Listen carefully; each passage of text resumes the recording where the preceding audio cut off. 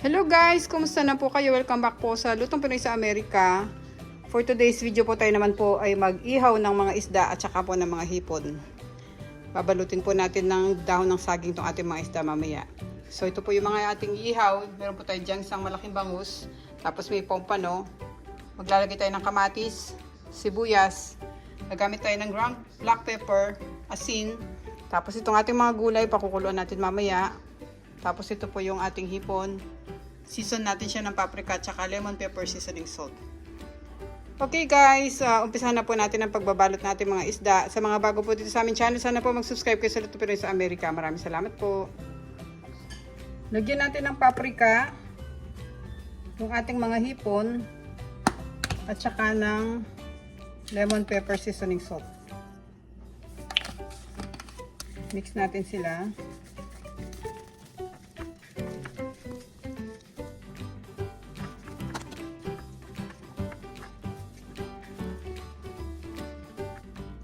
Tapos tuhugin natin guys.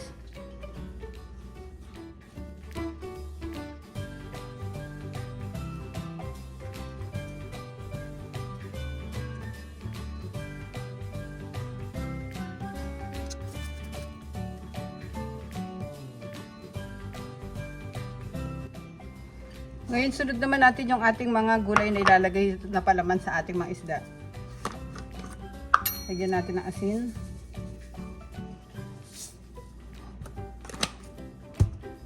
Tsaka ng black ground pepper.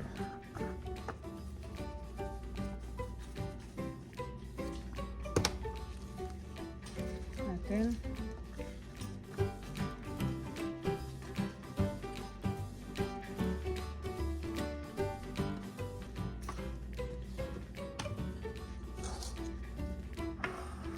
Ayan natin yung fish. Kuha tayo ng dahon ng saging.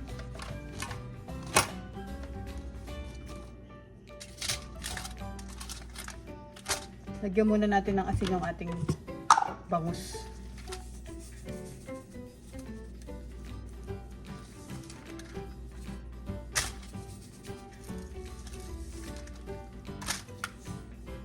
Yan. Tapos lagyan natin ng palaman.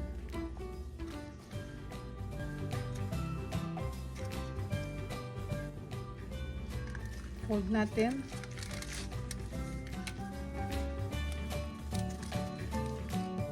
Tapos lagyan natin ng tali.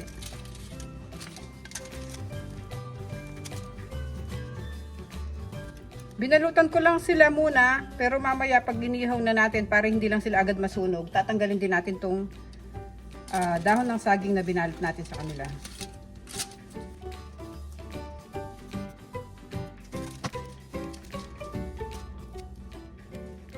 Yan. Isunod natin yung pompano.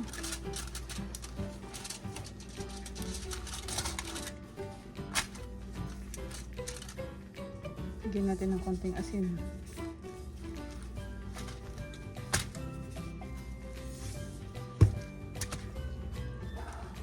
Yan, pwede na natin lagyan sa loob.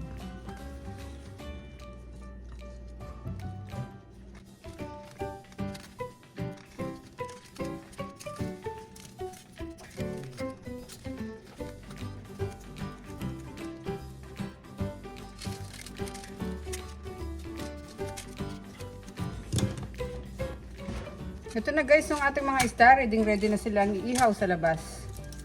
Okay. Pero mamaya ko pa sila iihaw. Ilalagay ko muna sila sa ref. Kasama nitong ating mga hipon. At babalik ako before mag-lunch. Lulutuin natin sila. Okay. Laga muna natin yung ating okra.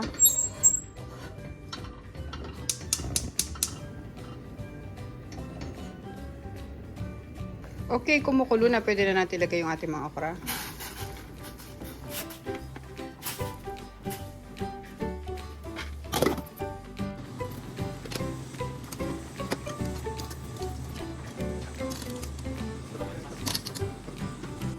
Okay guys, nandito na tayo sa likod. Pinainit ko na itong ating grill. Yan, pwede na tayo maglagay. Unahin muna natin yung ating mga talong. Lagyan natin sa gilid.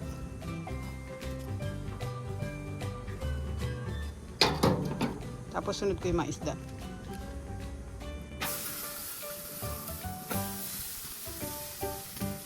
Then dito sa gilid guys, ilalagay ko yung mga hipon. Madali lang lutuin itong mga hipon. Pag nag-orange to, okay na sila. Sama na natin dito sa gilid.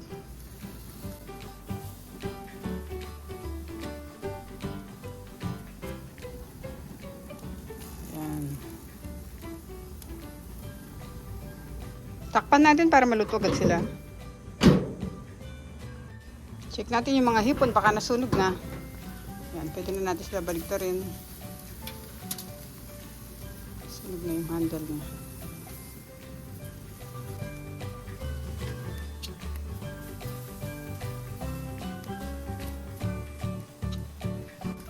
Guys, papahiran ko lang ng olive oil tong ating mga hipon para hindi sila masyadong dry.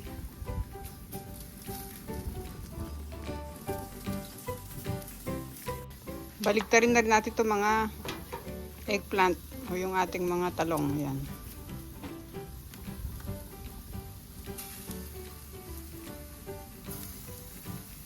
Takpan muna natin sandali.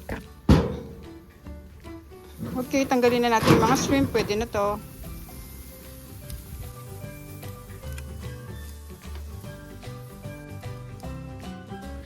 Tapos baligtarin natin yung mga isda.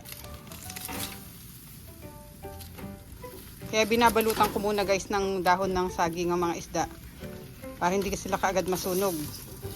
Tapos maya maya tatanggalin din natin yan. Okay. So natin guys, tanggalin na natin yung mga talong natin.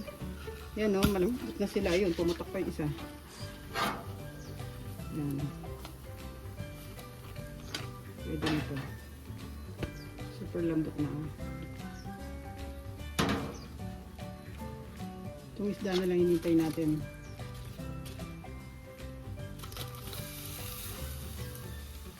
Balik natin takip.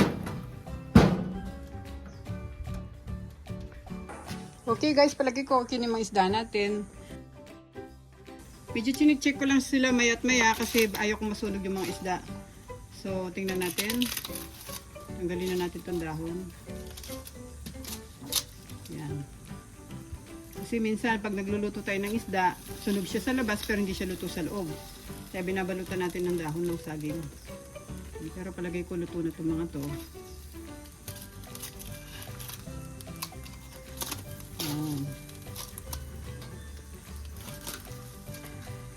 Baligtarin ko lang ng isang beses pa itong pompano.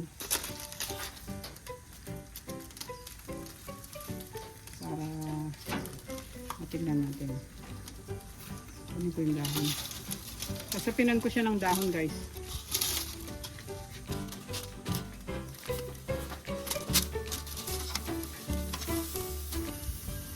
Ang bangus pwede na to, pwede nang tanggalin. Pero pagsabay na natin sila. Okay. Mga 2 minutes lang, pwede na yan. Okay guys, pwede na ito ma-ista natin. I-off na natin yung stove. Pwede na natin tanggalin dito. At kakain na tayo.